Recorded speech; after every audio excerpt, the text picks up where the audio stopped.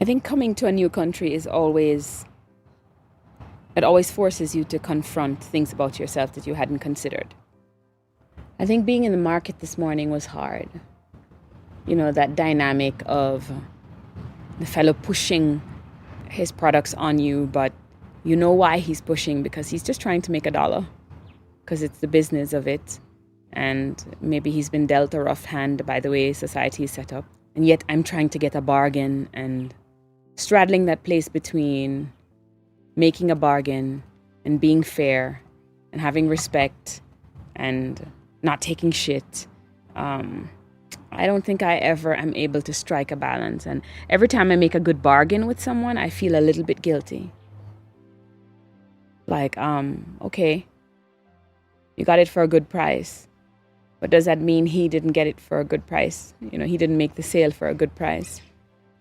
Especially when in these, you know, in the formal economy, somebody decides how much it's worth, you walk in, you pay it, and that's the end of it. You know, and you walk away guiltless. But then when you're looking in the face of an old woman who's telling you, oh, can you go up 100 shillings? And you're thinking, oh, you know, I really should get it for this. And she's begging you, come on, like I paid this much for it. You don't know if it's a lie or if it's the truth. And the amount that you're bargaining for is not very much for you. But you also don't want to be taken every time you make a purchase. So I'm never quite sure about that. I'm always wondering, the American resident in me is taking advantage of the rest of the world in the way that I speak out against people. I think it was 1999 that I knew that I wanted to speak for myself. And after I had been kind of in the circle of writers, poets, activists who were themselves telling their own stories, I began to see that when other people told stories in particular ways, that I could recognize myself in it. And that there was a way that it connected me to them, and I saw how the work connected them to other people. And I began to see it as a kind of communal activity.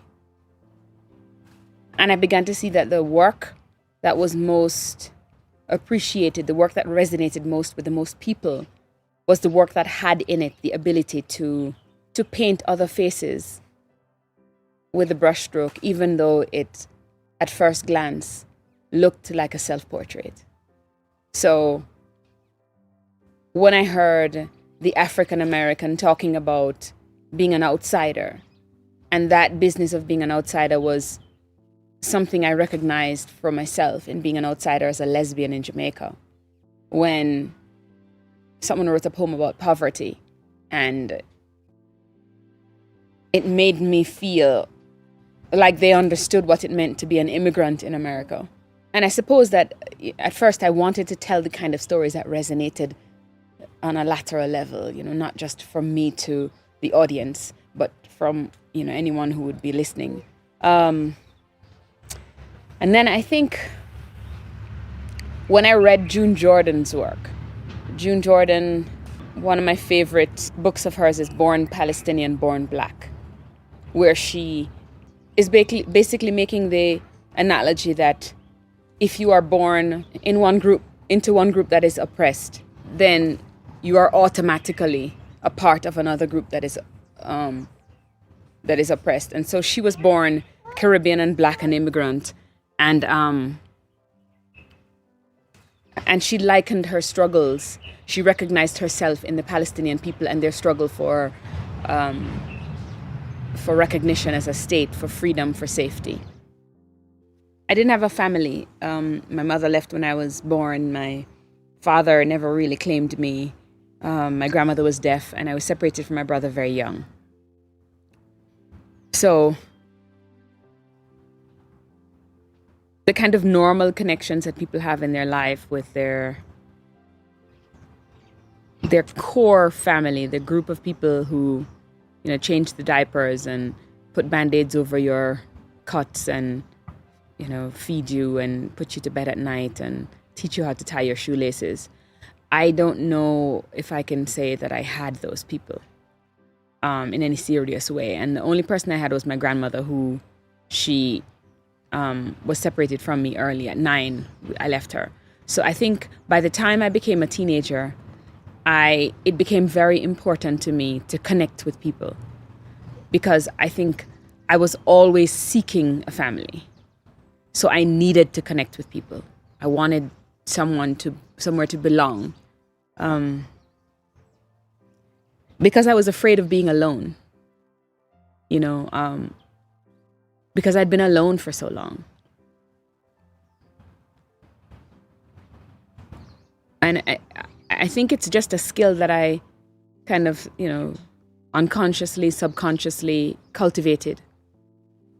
That, when I step into a room, when I am at the bus stop, when I'm in the train station, when I'm sitting next to someone I don't know on the plane, that it is important to me for us to quickly connect, especially if I know we don't have a lot of time. So I work very hard to be very present in any conversation I'm having with people. Do you know what I mean? And because I work that kind of hard to be in the room, I think people respond to that. And I also ask it of them, whether it's implicit or said. I ask them to be present with me. And if they're not going to be present, then I say that I have to exit the interaction, because there's no sense in it. I don't do small talk very easily, very well. I'm not that good at it. And sometimes I think it's a handicap, because so much of how we relate in contemporary times is about, how's the weather? And how are you? I'm fine. And if someone asks me how I am and I'm not fine, I'm going to say, I'm having a little cramps today. I think, I don't know what I'm going to do. I want to go home, go and sit in the bath. How are you? But I think when most people are treated with some kind of honesty and some kind of directness, they tend to respond in like manner, I found. Whenever I see my name written and they say U.S. poet, one, I recognize it as a fallacy. One, it feels to me like it's a fallacy. And two, it's inaccurate. And three, it reduces me to being non-Jamaican, so to speak. And reduces is the wrong word. I think it silences a part of who I am. A very big part. I spent the first 2.5 decades of my life in Jamaica. So much of what informs who I am, what feels right, what feels wrong, is my Jamaicanness. If I have any desire, any yearning to be a part of history after I am gone, it is a yearning to be on the right side of that history. To be in a place, to be in a category that says, oh, this person was concerned about more than just her own life. And therefore, what she wrote, we can read now because it can teach us about other kinds of struggles, other kind of coalition building, other kinds of ways of including other voices, other people. And I think the powers that be, the construct that we all fight against, the construct that is informed by and upheld by patriarchy and racism and elitism and classism and all of the isms that we meet in our daily life, and we as activists fight against those isms. I think that the central powers are so deeply rooted. They have been in power for so long. They hold so much power. Their power stretches so far that the only way any one group can win is if all the groups are shoulder to shoulder, joined arm in arm, elbow to elbow, pushing in this at the same time. These motherfuckers have been in charge for a long, long, long time. Their forts are almost impenetrable. We need all the guerrilla tactics. We need all the people we need everybody.